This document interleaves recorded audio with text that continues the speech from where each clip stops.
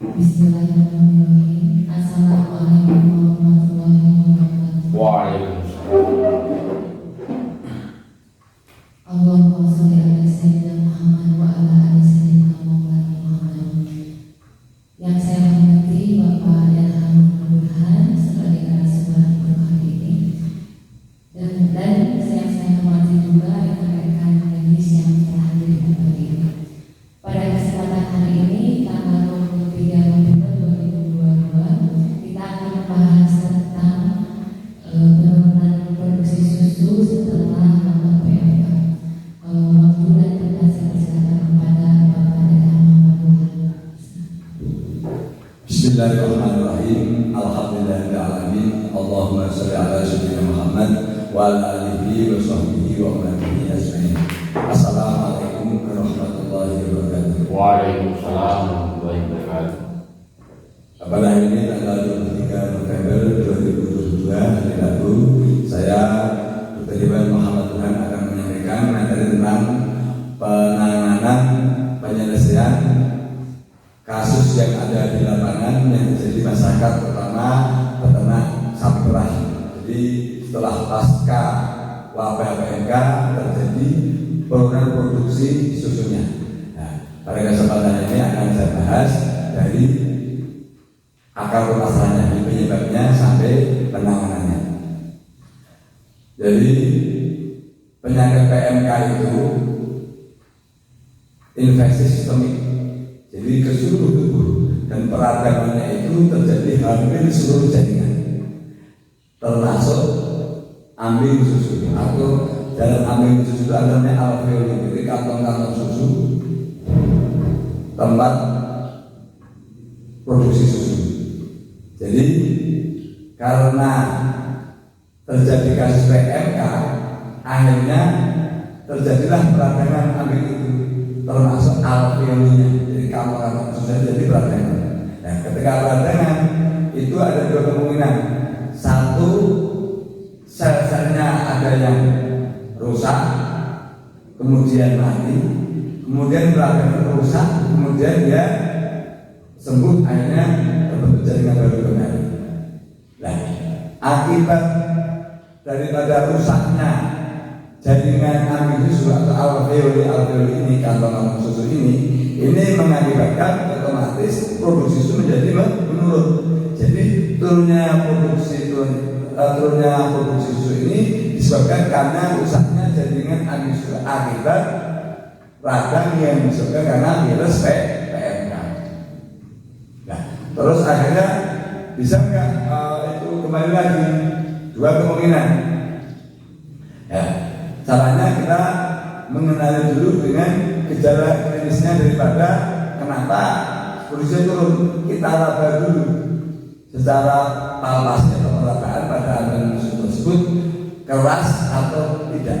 Jadi kita pegang. Jadi kalau ambing susu yang normal itu kenyal, gitu kan, kenyal. Nah, tetapi kalau jika jaringannya itu sudah mati, menjadi jaringan lain, jaringan otot, jaringan sikapri, itu keras ya.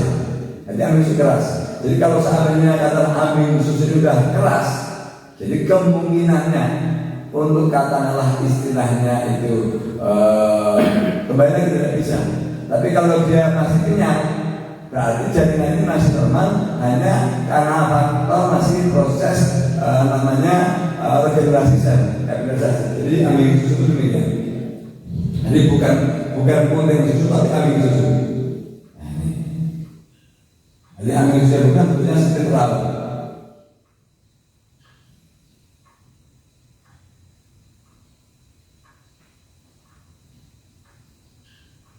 Kemudian karena di tempat sebenarnya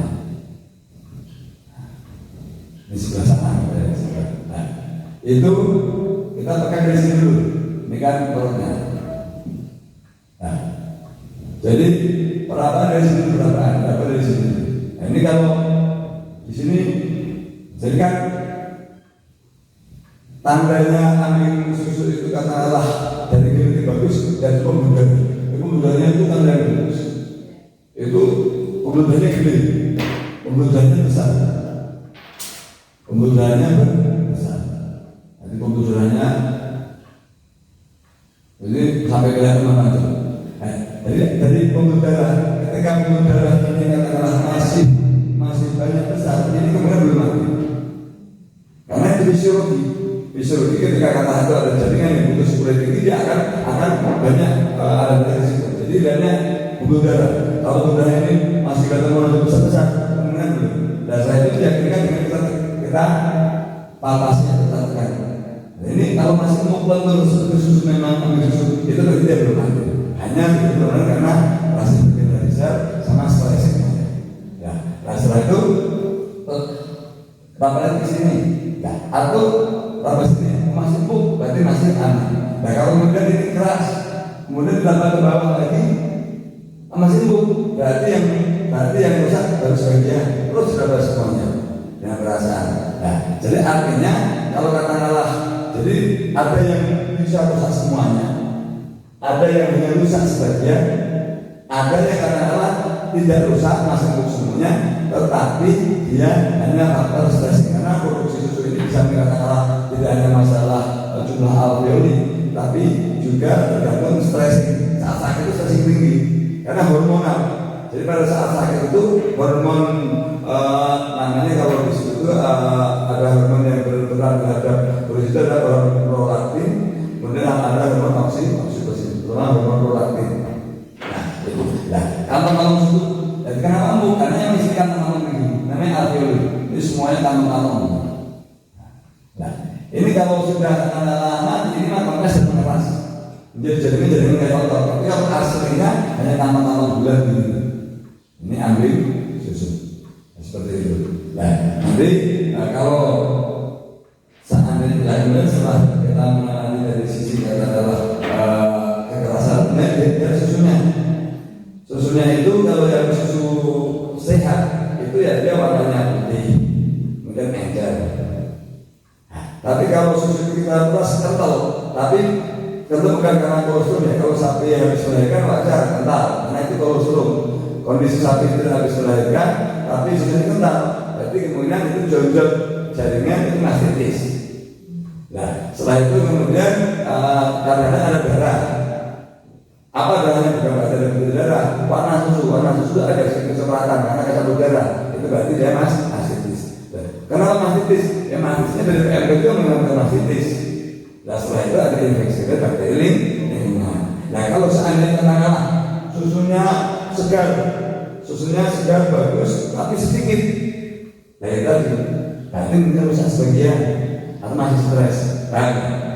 Nah jadi begitulah. Ini misalnya keterangannya harus mampu mengenali. Ya kalau pun ini kan penting susu mah bisa dan enggak, tapi jarang itu ini. Kenapa ini?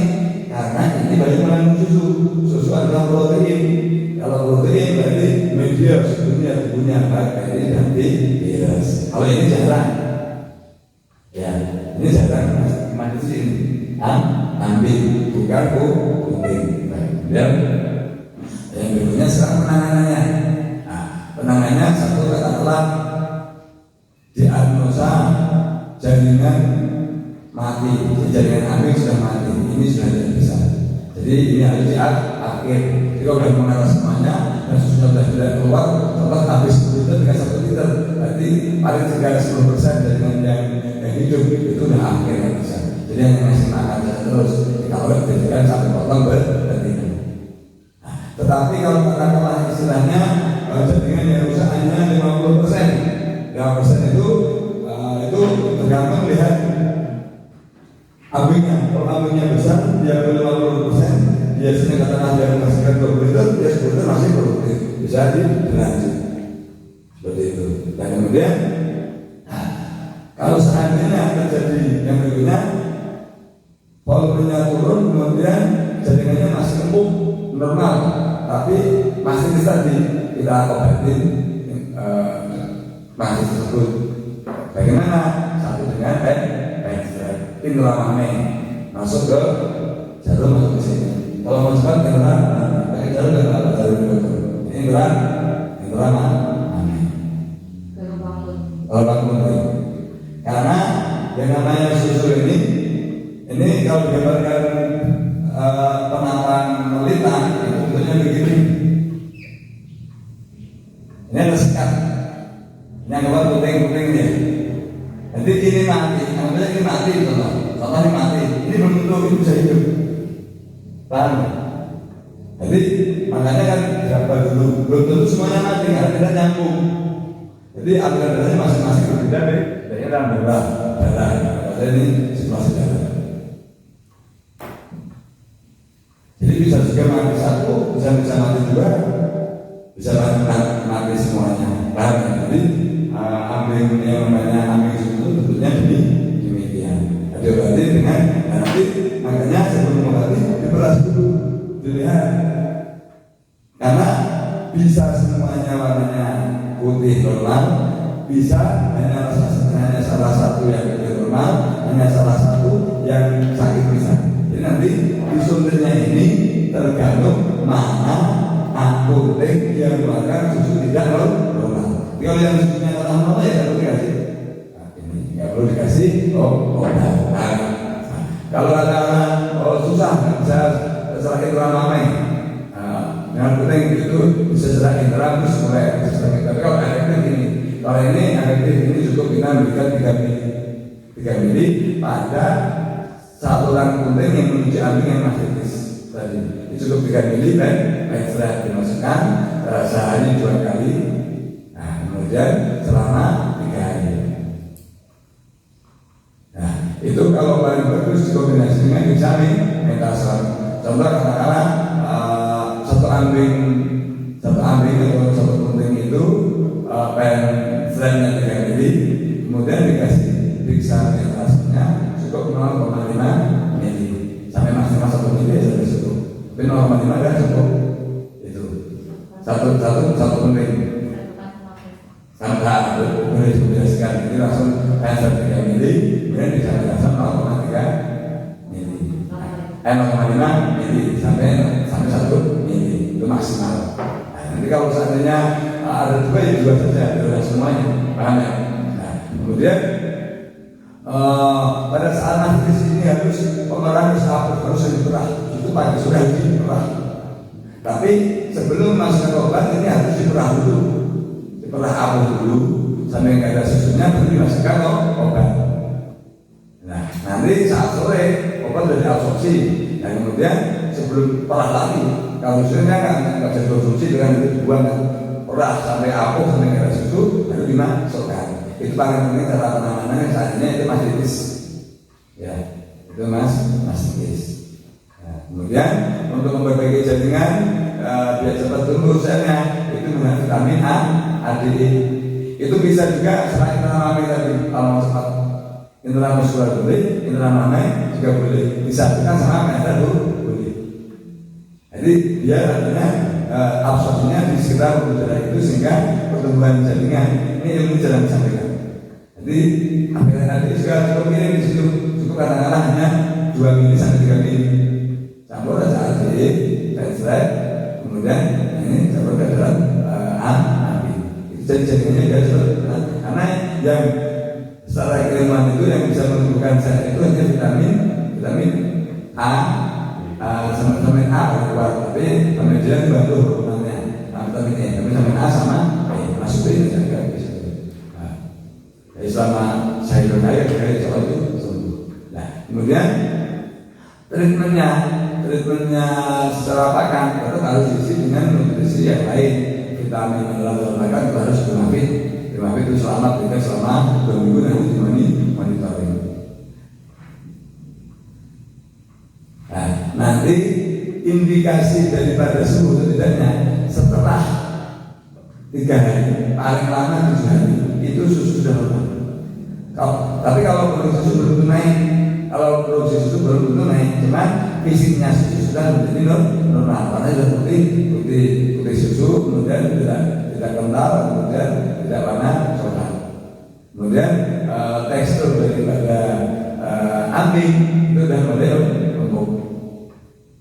Nah, itu ya. Kemudian untuk memperbaiki produksi secara manajemen pakan hanya 2 produk obat, 1 Primavit yang A3 sama mineral, karena itu produksinya betul-betul yang paling penting. Yang kedua adalah biozin. Kenapa biozin? Karena biozin ini berfungsi, dia akan meningkatkan tingkat daya cerna makanan. Karena intinya susu itu adalah dari makanan. Nah, nanti akan nampak kurang 2 minggu. Kalau memang ini masih benar dengan pelaksanaan 2 minggu, insya Allah produksi sudah berprogres. Karena memang kalau produk satu perah itu kalau turunnya produksi itu tidak bisa dikembalikan dengan cepat, nggak bisa. Kalau turun cepat, contoh katakanlah kondisi lemah, dia stres ada gitu kurang, ada terlewat, stres itu hormon yang dilepas bukan jadi hormon prolaktin, tapi hormon epinefrin, langsung dia nggak bagus. Jadi saya bilang natritol, jadi awalnya itu namanya light down. Jadi susu keluar itu juga ada hormon. Hormonnya namanya prolaktin dan oksitosin. Tapi bukan berarti kita sebenarnya obat ini nggak bisa. Ini tidak bisa diberikan bentuk obat, nggak bisa. Karena ini hormon endokrin, hormon yang diproduksi oleh hewan sendiri. Ya udah, kalau kita kasih nggak bisa. Jadi tidak boleh diberikan hormon oksitosin secara eksternal, nggak bisa. Paham ya? Ini pengetahuan saja. Nah, pada saat stres, kalau stres ini yang keluar namanya epinefrin. Paham ya? Jadi penanganannya, ya, di penanganan dan sukses penanganan untuk mengatasi mas kritis dan akibat PMK. Jadi perlakuan pakar sudah, perlakuan jabat sudah. Demikian, semoga bermanfaat. Mungkin Pak saya bertanya ke Bapak, masih berkata ini sebelum saya tutup, untuk pasang obat apa boleh? Karena ini juga ada lumpanya saya.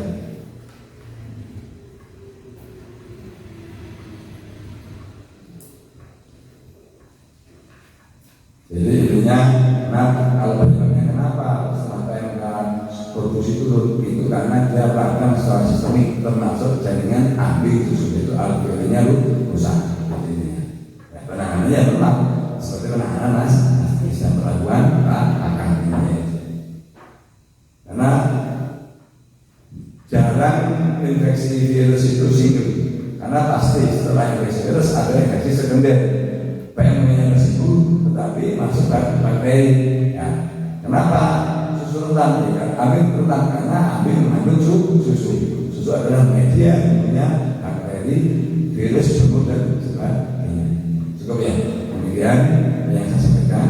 Semoga bermanfaat untuk masyarakat terutama setelah. Assalamualaikum warahmatullahi wabarakatuh.